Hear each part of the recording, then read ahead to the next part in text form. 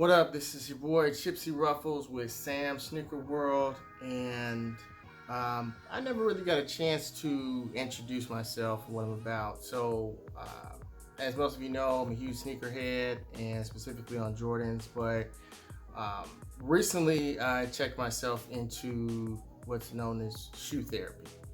I've had a problem or addiction, if you want to call it that, for quite some time now, and I'm trying to sincerely get some help.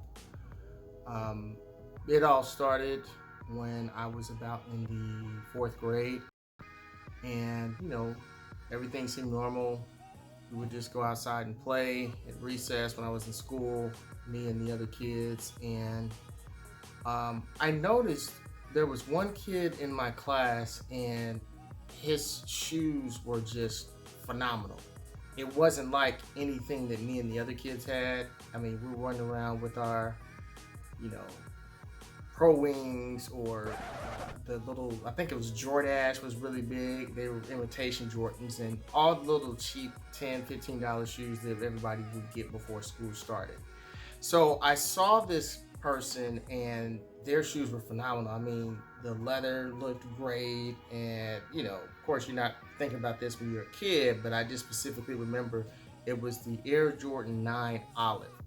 I asked him, I was just like, hey man, those shoes are phenomenal. Like, where did you get those? And then he just told me his dad got them for him, and I was just like, okay, cool. Sounds simple enough. I'll go home, ask my parents. I kind of described the shoe, and my mom, eventually we went out to stores and we saw the shoe, and I asked her for it, and she saw the price on it and was just like, oh no, there's no way that you're getting those shoes, but you can forget that. So I went back to school the next day, and I was just like, hey man, I tried to ask my mom for them, and she just like laughed at me. I was just like, was there something that you said to your dad to convince him even more to get the shoes? He's like, oh no man, my dad just buys my shoes, I don't get to ask for them. I'm like, oh wow, that must be nice. I'm thinking, man, this dude must be rich. So he laughs at me because my mom would not get the shoes, and he's just like, oh Sam, you're poor, you don't have any money, you're not gonna ever be able to get these shoes. And so that kind of like stuck with me, and so he like laughs as we run off to get ready to start recess, and that image just plays in my head over and over and over and over, and it just never ends. So fast forward to 5th grade, 6th grade, and his shoes are he's just getting more and more and more Jordans. And like, this is the only kid in our school with these particular shoes. So we're just like, dude, his parents have got to be rich, because everybody else is getting Pro Wings and other cheap shoes. So we get to high school, and I finally talked to my dad, like, hey, I really want to try to get these pair of shoes, and it was like Jordans. It was like the patent leather, the Bred 11s. And so he's just like, all right, you're in high school, we'll try to make some deals with you, see what we can do. And so he's just like, if you just get, no D's or F's and no C's on your report card, just keep A's and B's, we'll get you the shoes. I'm like, all right, of course. I get a C in, I think, science or something like that. So my dad's just like, I said, no C's. And so he puts the shoes on layaway. Everybody else has already received their shoes and got them when they first came out.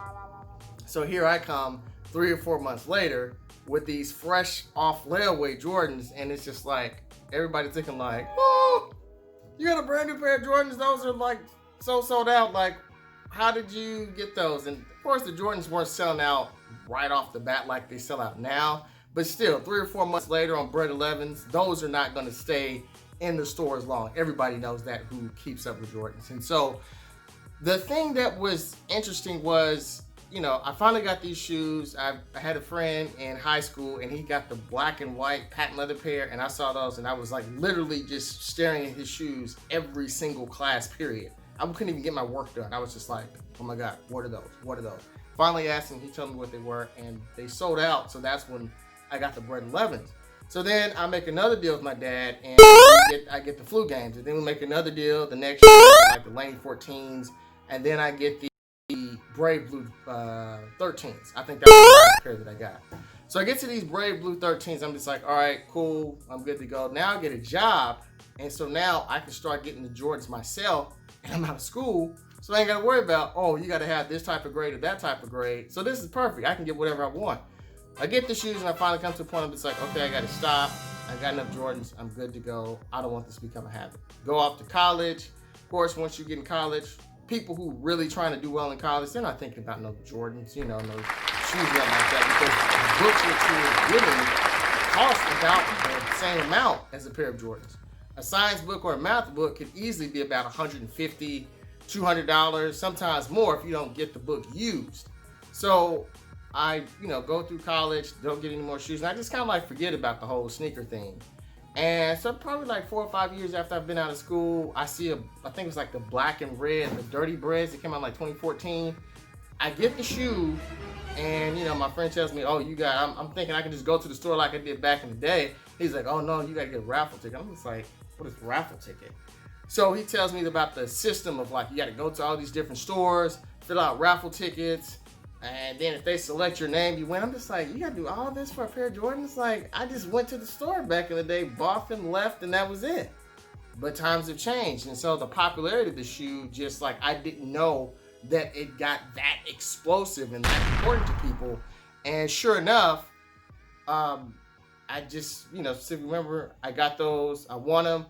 I go into Foot Locker like, I think February 2015, and I had these Dirty Bread 13s on, and the guy comes up to me, and Shoe Palace is just like, oh, are you here to sign up for the, I think it was like the French Blue 7s is what it was. And I was just like, I guess, not really, but okay, I'll sign up for it. So I didn't really pay any attention to it. I signed up for those shoes. I get a phone call from Shoe Palace. I answer, and it's like, oh, you won. I'm just like, all right. I'm thinking I won the shoes, like, oh, it's some type of giveaway. He's like, oh, no, you buy these. I'm just like, oh, okay. I'm thinking I won the shoes. So I go up there, I buy the shoes, I wear those. About 2 months later, I go to Shoe Palace again. So I'm starting to pick up a trend. Every time I go to Shoe Palace, they look at my shoes, and they're just like, oh, he wears Jordan, so he must be in here for another pair. But it just so happened when I would come back, there would be another pair of retros about to come out. So that's where I would kind of like find myself in a situation, because it's just like, okay, I've already got this pair. I didn't really come in here. I'm just kind of like looking around just to look around. And next thing you know, all of a sudden, 5 or 6 months go by, and I've bought like 5 pairs of shoes. And it really wasn't even my intent. I was just going to the store to look. I was just going to peruse, look around. That's it. And sure enough, that's how it happens. And I've kind of got stuck. I got 1 pair of shoes in 2014, and I've pretty much been buying ever since. I got to get some help on this. I don't know what to do. I mean, like, Jordan was always my favorite player growing up, even though I was a Lakers fan. I've lived up, I lived in the Midwest, so those are the games. I remember the channel was like WGN. It was the Chicago network. They showed all the Bulls games, so that's all I would watch would be the Bulls games. I saw Lakers games. My dad was the huge Laker fan, so Magic Johnson was his guy. And, we watched those games against the Celtics in the 80s. I'll never forget it. That was always fun. But then Jordan was pretty much the era I grew up in, and that's what I watched. So, I saw the shoes and, just started getting them, and it's pretty much been an addiction ever since. I didn't get the shoes when I was in elementary school. There were so many that just passed, and I just couldn't get them because of, financial. But what happens when the financial is no longer an issue? Now you can get any shoe you want, but the problem is, how do you stop?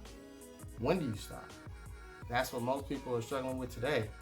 And that's why you see so many people that's in their 30s, that's in their 40s, reliving their time from the 80s and 90s because maybe they grew up and didn't have the money for it, the parents didn't have the money for it, maybe the parents just didn't get them, and that's what happens. People kind of get older, and I feel like it's like it's part of becoming an adult. Okay, I'm grown now, so everything I didn't get as a kid, now that I have the money to get it, I'm going to go ahead and get whatever I want to buy whenever I want to buy it.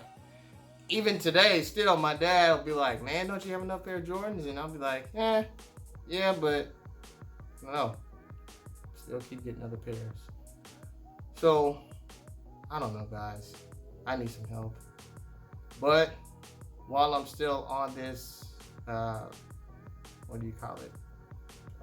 Splurging Jordan extravaganza. We're gonna take a look at another pair. I'm gonna do a review.